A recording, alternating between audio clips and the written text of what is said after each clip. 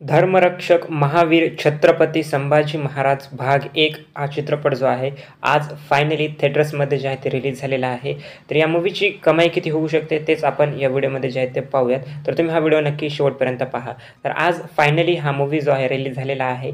पहिला दिवस या चित्रपटाचा आज थिएटर्समध्ये आहे. या चित्रपटासोबतच क्लॅशमध्ये आणखी रानटी आणि त्यासोबत गुलाबी या नावाचे 2 मराठी चित्रपट जे आहेत ते रिलीज झालेले आहेत व अगोदरचे देखील काही मराठी चित्रपट जे आहेत काही शोजसोबत थिएटर्समध्ये जे आहेत ते चालू आहे.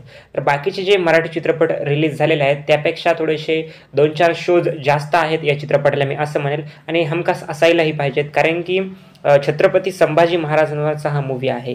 त्यामुळं त्यांना नक्कीच एवढी रिस्पेक्ट आपण द्यायला पाहिजे आणि या चित्रपटाला शोज जास्त भेटलेली आहेत.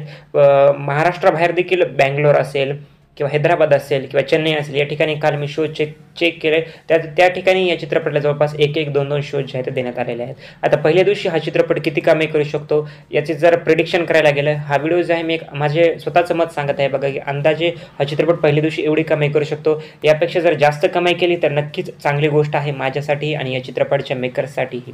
तर आता पाहायला जर गेलं तर माझं प्रिडिक्शन आहे बघा हा चित्रपट पहिल्या दिवशी 50-1 लाख रुपयांची कमाई करू शकतो. 19-20 पुढं मागे होऊ शकते एक तर कमी करेल किंवा जास्त करेल परंतु 50 लाख रुपयापर्यंत हा चित्रपट पहिल्या दिवशी कमाई जे आहे ते करू शकतो.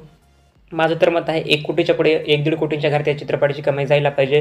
आता शेवटी उद्या जे फायनल आकडे येतील त्यावरून तर आपल्याला समजेलच की या चित्रपटाची कमाई किती झाली आहे व किती नाही. परंतु एक 50 लाख रुपयाची सध्या तरी मला वाटतं की हा चित्रपट कमाई जे आहे ते करू शकतो. जे की पाहायला जर गेलं तर खरंच एका एवढ्या मोठ्या भव्य चित्रपटाच्या मानाने कमी कमाई असेल.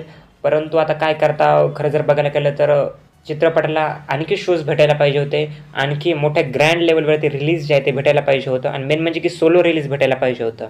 जाऊ द्या तुमचं मत देखील याबद्दल मला कमेंट सेक्शनमध्ये शेअर करा. थँक्यू.